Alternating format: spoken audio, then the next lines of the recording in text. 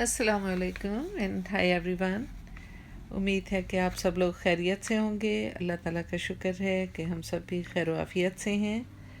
अल्लाह ताला से दुआ करती हूँ कि अल्लाह पाक आप सबको खुश और आबाद रखे और रमज़ान शरीफ की ख़ास रहमतों से नवाजे। रब्बि ग़फ़िर वरहम व अंत खैरुर राहिमीन। ए मेरे रब, मुझे बख्श दे, मुझ पर रहम फरमा, तू सबसे बेहतर रहम फरमाने वाला है। आमना की फरमाइश थी कि आज पास्ता बनाया जाए, तो सब लोग ज़ाहिर है रोज़े हैं तो पास्ता खाली काफ़ी नहीं होगा, तो इसलिए मैंने उसके साथ कुछ सालन भी बना लिया है। उसके लिए ये मैं कीमा आलू बना रही हूँ। उसमें मैं आज चिकन का कीमा इस्तेमाल करूँगी कीमा आलू के लिए, और इसके लिए मैंने लहसुन प्याज फ्राई कर लिए हैं। जब ये दोनों चीज़ें फ्राई हो गई तो इसमें साबित सफ़ेद ज़ीरा जो है वो 1 टीस्पून जो है उसको भी थोड़ा सा फ्राई कर लिया है। इसके साथ ये बेसिक मसाला जात हैं: नमक, सुरख मिर्च, सिनेमन पाउडर और ये इटालियन सीजनिंग, हल्दी और थोड़ी सी ब्लैक पेपर। ये सब चीज़ें मैंने इसमें डाल दी हैं और इनको चंद सेकंड तक चला के इसमें फिर मैं टोमेटोज़ ऐड कर दूँगी। एज़ यूजुअल कैन वाले टोमेटोज़ हैं। ये थोड़े से टमाटर गल जाएंगे और प्याज भी, तो बस इनको मैं भून लूँगी। और चिकन का कीमा है जिसको गलने में कोई टाइम नहीं लगना। चिकन का कीमा जो है ये मैंने हल्का सा इसको 2 चम्मच ऑयल के डाल के फ्राई करके फ्रीज़र में रखा हुआ है, पैकेट्स बना के, क्योंकि अचानक ज़रूरत पड़ती है। तो ये थोड़ा सा पार्शली कुक्ड कीमा है, इसलिए इसे मैंने डीफ्रॉस्ट ज़्यादा नहीं किया, चूँकि ऑयल इसके अंदर लगा हुआ है। इसलिए जैसे ही इसको मैं डालूँगी इसमें तो ये एकदम खुल जाएगा। इसलिए ज़ाहिर ये गोले नज़र आ रहे हैं, लेकिन ये बनाने में बिल्कुल इजीली खुल जाता है। इसको डीफ्रॉस्ट करने की ज़रूरत नहीं पड़ती। तो ये मैंने कीमा भून लिया है, इसमें अब मैं आलू डाल लूँगी और बस हमारा ये सालन तैयार हो चुका है। इसके साथ मैं पकौड़ों की थोड़ी सी तैयारी करनी है। पकौड़े आज हमने बहुत ज़्यादा नहीं बनाने, बस ऐसे एक बच्चों का शौक़ पूरा करने के लिए थोड़े से आलू के डिफरेंट पकौड़े हो जाएंगे, वो तैयार करूँगी। और बस खजूर होगी, बहुत ज़्यादा नहीं होगा आज अफ्तारी का अहतमाम। और साथ में एप्पल जूस बच्चों को पसंद है, वो मैं दूंगी इनको। तो ये थी आज की हमारी रोज़ा खोलने के टाइम के स्नैक्स की अफ्तारी और सालन। और इसके साथ मैं क्रीम चीज़ वाला पास्ता तैयार करूँगी। वो ये मेरी कुकिंग हो जाए सालन की, तो इंशाल्लाह उसके बाद फिर मैं पास्ता तैयार करूँगी।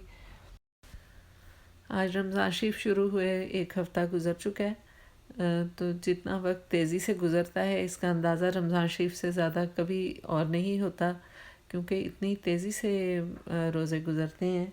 आज तकरीबन समझें 2-1 दिन में पहला अशरा मुकम्मल हो जाएगा। तो बहरहाल अल्लाह ताला का शुक्र है कि उसने हमें रोज़े रखने की तौफ़ीक दी। अल्लाह पाक उनको कबूल फ़रमाए और हमें मज़ीद इबादत की तौफ़ीक अता फ़रमाए।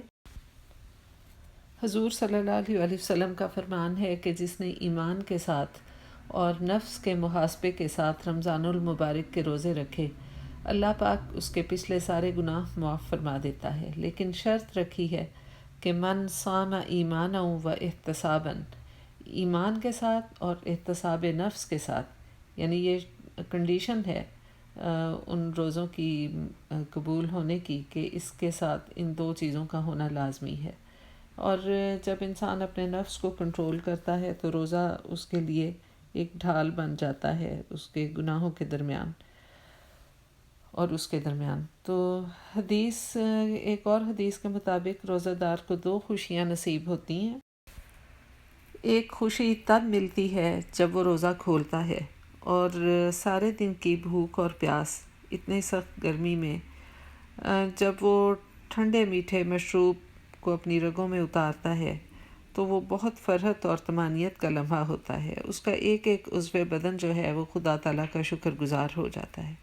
और दूसरी खुशी रोज़ादार को उस वक्त मिलती है, उस वक्त मिलेगी जब उसे दीदार इलाही नसीब होगा रोज़ा के अजर में।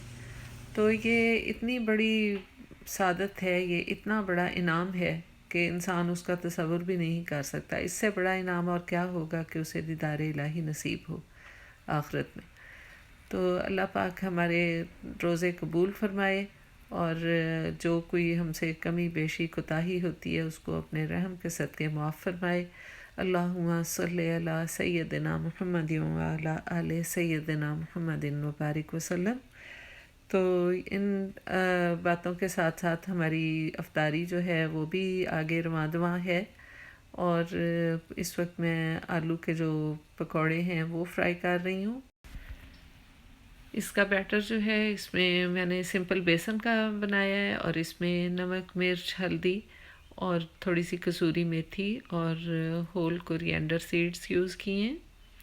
और अगर आप चाहें तो उनको थोड़ा सा दरदरा सा कूट भी सकते हैं। मेरे पास इस वक्त वही अवेलेबल थे और रोज़े में थोड़ी सी सुस्ती भी हो रही थी तो मैंने इसको वैसे ही होल सीड्स डाल ली हैं और वो भी मुझे अच्छे लगते हैं। और चलिए हमारे पकौड़े तो तैयार हो चुके हैं, लेकिन साइड बाय साइड में जो पास्ता है अपना वो भी तैयार करने जा रही हूँ, ताकि उसमें बहुत ज़्यादा टाइम नहीं लगेगा। और अब रोज़ा खुलने में टाइम भी पीछे थोड़ा है, क्योंकि जो ये क्रीम चीज़ वाला पास्ता है या कोई भी पास्ता हम बनाते हैं तो बहुत जल्द ड्राई होना शुरू हो जाता है अगर पहले से बना के रखा जाए तो इसलिए मैंने इसको बिल्कुल 11th आवर पे ही बनाना है, ताकि थोड़ा सा मॉइस्ट और उसका जो वाइट सॉस बनेगा क्रीम चीज़ के साथ वो भी उसमें रहे, उसी तरह सॉफ्ट रहे। पकौड़े हमारे तैयार हो चुके हैं और इनके ऊपर अगर थोड़ा सा चाट मसाला छिड़क लिया जाए आम दिनों में जो कि हम लोग करते हैं तो बहुत मज़े के ये बनते हैं। लेकिन आजकल मैंने चाट मसाले का इस्तेमाल तकरीबन ना होने के बराबर कर रखा है, ताकि थोड़ा सा गले वगैरह जो हैं वो उससे महफूज रहें। और इसके साथ अब मैं पास्ता तैयार करने जा रही हूँ। इसको मैंने एक लार्ज पॉट में 1.5 बॉक्स पास्ता का यूज़ कर रही हूँ, तकरीबन 1.5 पाउंड पास्ता। तो इसको पास्ता को बॉईल करते हुए बस एक चीज़ का ख्याल रखना है कि इसको इतना ज़्यादा ना गलाएं कि वो मुशी सा फील होने लगे, इस तरह वो एकदम से लेस छोड़ देता है पास्ता और बैठ जाता है। तो इसको हल्का सा जो है उसका टेक्सचर जो है वो कायम रहना चाहिए। तो पास्ता बॉईल हो चुका है, इसे मैंने ड्रेन करके पानी को इसमें से निकाल के स्ट्रेन करके इसको रख लिया है एक बड़े डोंगे में। तो अब मैं इसके लिए मीट वाली जो सॉस है वो कीमे वाली सॉस तैयार करूँगी क्रीम चीज़ के साथ और चिकन के कीमे के साथ। और कीमा आप अपनी मर्ज़ी के मुताबिक डाल लें, मैंने बहुत ज़्यादा इस्तेमाल नहीं किया कीमा।